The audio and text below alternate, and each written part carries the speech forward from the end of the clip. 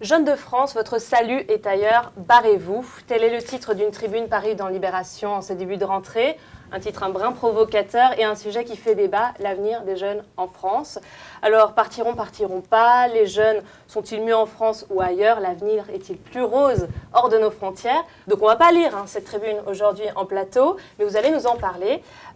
Pourquoi cet appel à la jeunesse? Est-ce que c'est un coup de gueule, un coup de sang? Et vous n'aimez pas la France, Félix Marquet? Ça, c'est un excellent... c'est une provocation. Non, c'est une provocation. Non, c'est un bon procès d'entrée de jeu, j'adore. J'adore la France. Et d'ailleurs, c'est parce que j'adore la France que je pense qu'il faut que les jeunes se barrent de la France. Mon propos, c'est pas d'ailleurs... pour éviter tout de suite un procès en jeunisme qu'on ne manquera pas de me faire. Le propos n'est pas de dire barrez-vous, point final.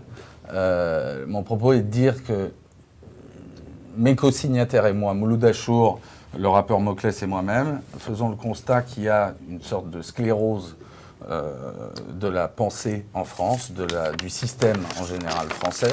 Il y a une concentration absolument effarante du pouvoir en France. Vous parlez de gérontocratie d'ailleurs. On parle de gérontocratie. Et quelque part, on a arrêté d'espérer que l'étincelle qui pourrait quelque part réconcilier la France avec la réalité, c'est-à-dire avec la mondialisation, avec le fait qu'il y a un grand rééquilibrage qui est à l'œuvre aujourd'hui dans le monde, qui fait que pour la première fois depuis 500 ans, ce ne sont plus et ce ne seront de moins en moins des hommes blancs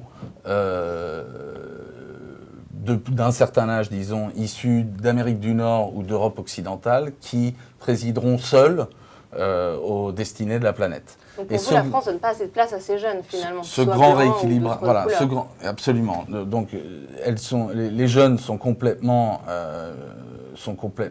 mis de côté dans ce pays. On ne donne pas de responsabilité aux gens de moins de 40, 45 ans dans ce pays. Et ça va finir par lui coûter très cher. Ça va finir par lui coûter très cher parce que, d'abord, on croise, je crois, sans arrêt des jeunes de 20, 25 ans dont, quand je les écoute parler, ils ont la perspective sur le monde d'un cancéreux de 99 ans. Donc ça, c'est très dangereux pour un pays. Le moral est au plus bas pour Le moral est au plus bas. Et puis surtout, encore une fois, on fait vivre cette sorte de schizophrénie qui fait que la France, il y a un décalage considérable entre la topographie du débat mondial et la topographie du débat en France. Donc pour vous, la France est comme sclérosée. Elle s'est arrêtée à une période et on n'évolue plus. Les plus vieux au pouvoir et les plus jeunes qui attendent désespérément de prendre les miettes. On est coincé. On est coincé. Elisabeth Lévy, vous êtes contre ce jeunisme finalement en France. Moi, je trouve c'est une analyse. Non, mais il y a une chose qui est sûre et sur laquelle là-dessus je peux vous rejoindre, c'est qu'il est beaucoup plus difficile aujourd'hui d'être un jeune qui va rentrer dans la vie active que ça l'était en 1950. Et je dirais que moi qui suis né en 1964, je suis un peu au milieu, c'était déjà pas tellement simple. Moi j'ai commencé à bosser, dans le fond on nous disait déjà, je veux dire avec l'espèce comment dire, d'épée de Damoclès du chômage tout le temps. Donc qu'on conteste les choix économiques qui ont été faits, mais ces choix économiques là il faut aussi être logique parce qu'ils ont été faits dans le cadre de cette mondialisation que vous célébrez, à qui vous donnez toutes les vertus. Donc là-dessus il y a quand même un point d'accord. Il est très, si vous voulez, prenez quelqu'un qui est né en 1950, il a fait des bonnes études, il a trouvé du boulot très facilement, il en a changé quand il voulait, il s'est acheté une baraque de campagne. Voilà, aujourd'hui il est obligé, ses enfants ont plus de diplômes que lui, mais si vous voulez, il va vendre sa petite maison de campagne pour aider ses enfants. C'est ça qu'il faut les faire subsister eux. Voilà. Oui, avant, c'était l'inverse. Voilà. Normalement, l'enfant réussissait à aller les transferts se font, en fait, de façon privée aujourd'hui. Enfin, les gamins en question, ils sont verts. Non, mais attends, je dis... Non, mais là, je vais dans votre sens, là-dessus. Maintenant, moi, je n'aime pas ce jeunisme, c'est-à-dire qui dirait qu'il nous faut des jeunes partout. Par exemple, en politique. D'abord, il y en a. Je veux dire, il me semble que nous avons quelques ministres assez jeunes, et même femmes de surcroît. Donc, je trouve que vous avez une vision un peu noire de la société française.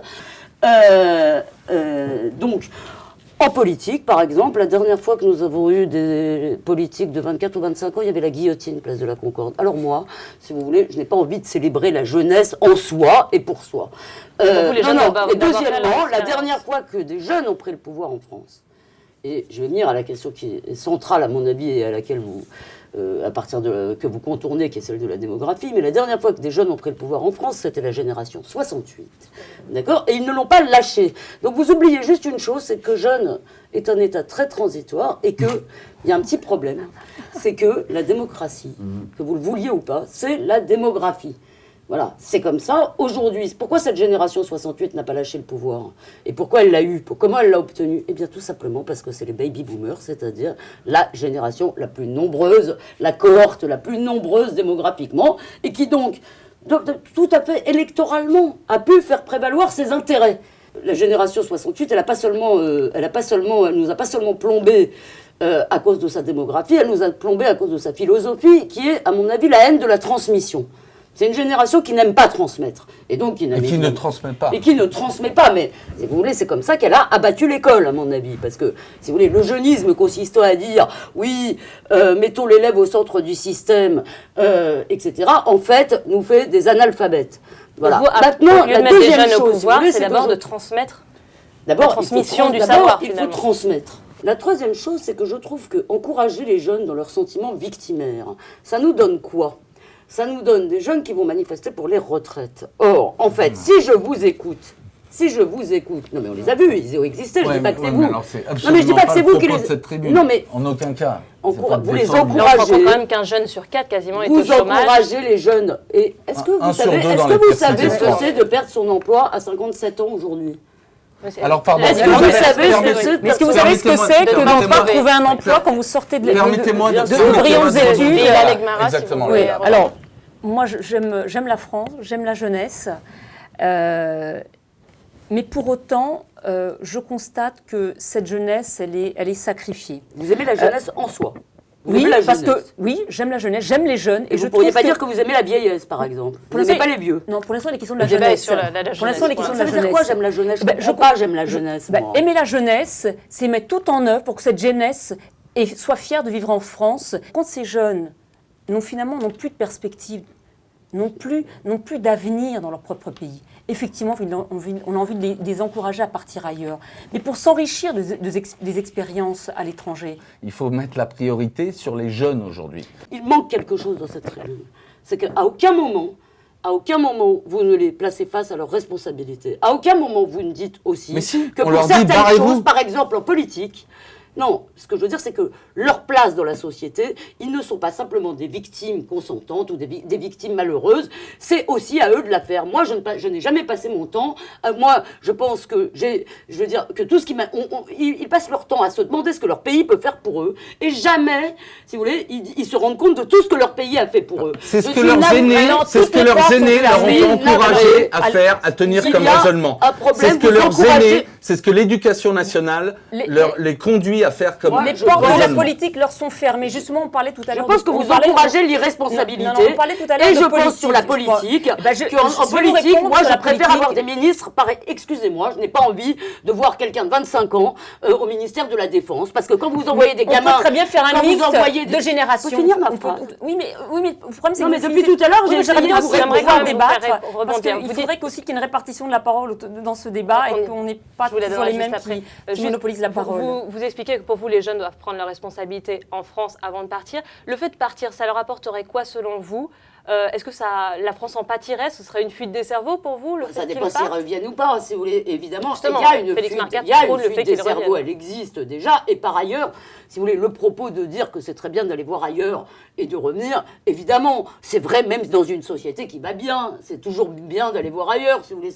Ça, je veux dire, là-dessus, en tant que tel, c'est pas contestable. Je veux juste mais l'autarcie intellectuelle qu'on décrit dans cette tribune, elle existe. Non, je ne crois pas. Ah mais si, on est à Disneyland en France. La plupart des débats qui font l'actualité en France sont des débats qui ont été clos depuis 20 ans dans la plupart des démocraties modernes. Il y a, encore une fois, une schizophrénie française qui fait qu'on parle de trucs qui ont été réglés ou alors qui ont été en tout cas couverts de manière sérieuse il y a bien longtemps dans les autres pays. Et aujourd'hui, on est encore soit coincé dans une sorte de crypto-marxisme déguisé d'une part que vous passez votre temps à décrier, donc voilà, et ou alors dans des discours chauvins nationalistes complètement abscons de l'autre. Moi, je dis il y a un juste Alors, milieu, justement. Est-ce que je peux répondre très rapidement? Vous dites votre pays, c'est le monde entier, et vous reprochez, dans le fond, aux dirigeants français de s'intéresser seulement aux intérêts des Français. Eh bien, oui, je crains que la nature humaine soit comme ça, et que nous élisons des dirigeants, si vous voulez, effectivement, de dire tu vas perdre ton boulot, mais t'inquiète pas parce qu'il y a un ouvrier chinois qui va le récupérer. Je ne crois pas que ça va marcher. C'est pas t'inquiète pas. C'est pas t'inquiète pas. En France, on a 3 fois moins de chances de perdre son taf en moyenne qu'au Royaume-Uni. Mais on a 10 fois plus de chances d'en trouver quand on perd son taf au Royaume-Uni. Donc il faut faire les maths. Il vaut mieux être là-bas. C'est point barre là-dessus. Bon, mais vous avez parlé, deuxième chose, juste pour finir sur cette histoire des petits Chinois contre les petits Français, etc. Moi, les ouvriers chinois contre les ouvriers français. Mon propos, c'est de dire, il y a un moment où cette sorte de moralisme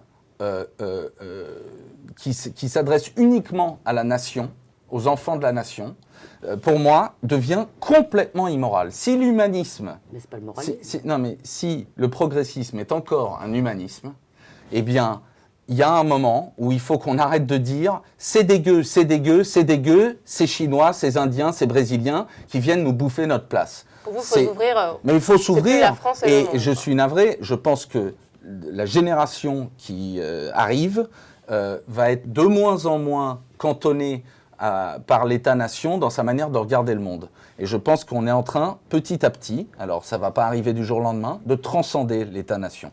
On va en débattre avec Rokhaya Diallo. Elisabeth Lévy, merci beaucoup. Merci à vous. On a vu en première partie avec Elisabeth Lévy le jeunisme en France et aujourd'hui, et maintenant la place finalement de la France dans le monde et le fait de se demander est-ce que la France est capable de donner à ces jeunes un avenir ou est-ce qu'il faut qu'ils partent? Il y a des correspondances, des passerelles, des ponts à créer entre la France et le reste du monde qui peuvent permettre à celle-ci de continuer, ou plutôt de reprendre un épanouissement qui aujourd'hui est complètement interrompu. Je pense qu'à force de traiter les jeunes de la manière dont on les traite, ça va finir par coûter très cher à la société française. Avant de faire... On va donner la parole à notre nouvel invité et je vous donne la parole premier juste après. Rokhaya, vous êtes jeune, vous avez fait beaucoup de choses. Pour vous, les jeunes ont encore une place aujourd'hui en France ou est-ce qu'il faut regarder un peu vers l'étranger? Vous êtes d'accord avec cette tribune, mais vous avez aussi des arguments. Quand j'entends des gens dire qu'on est dans un pays qui fait du jeunisme, j'ai une forte envie de rire parce qu'on est quand même dans un pays où les 18-25 ans font partie des tranches les plus pauvres de la population. Je rappelle quand même qu'il y a un rapport qui est sorti l'année dernière, qui a été publié par le Secours catholique, qui rappelait que les jeunes étaient les gens qui étaient les plus durement frappés par la crise. Ce sont des catégories qui n'ont pas le droit aux minima sociaux. Donc ce sont des catégories qui sont extrêmement précarisées, qui n'ont pas de voix en politique, puisque lorsqu'elles s'expriment par exemple pour défiler dans la rue, pour protester contre la réforme des retraites, on considère qu'elles sont manipulées, on les regarde de haut. Ce sont des catégories qui ne sont pas représentées les moins de 30 ans à l'Assemblée nationale ni au gouvernement, qui n'ont pas de voix dans les débats, dans les médias. Souvent, c'est le cas malheureusement encore aujourd'hui autour de la table. Donc pour vous, il faut aller voir ailleurs. Je pense qu'en tout cas, la France doit se rendre compte qu'elle n'est plus celle qu'elle était au 19e siècle. Je pense qu'on est dans un pays qui est convaincu d'être encore le miroir, le reflet de sa grandeur passée, que ce n'est plus le cas. Et que oui, effectivement, pour les jeunes, il est important qu'ils aillent voir ailleurs, mais que malgré tout, moi, c'est vrai que quand je dis que je partage le constat qui a été fait dans cette tribune et que je ne propose pas la même solution. Il se trouve que j'ai écrit un livre qui s'appelle « À nous la France ». Moi, je pense que la jeunesse doit se réapproprier cette France. Et si ça doit passer par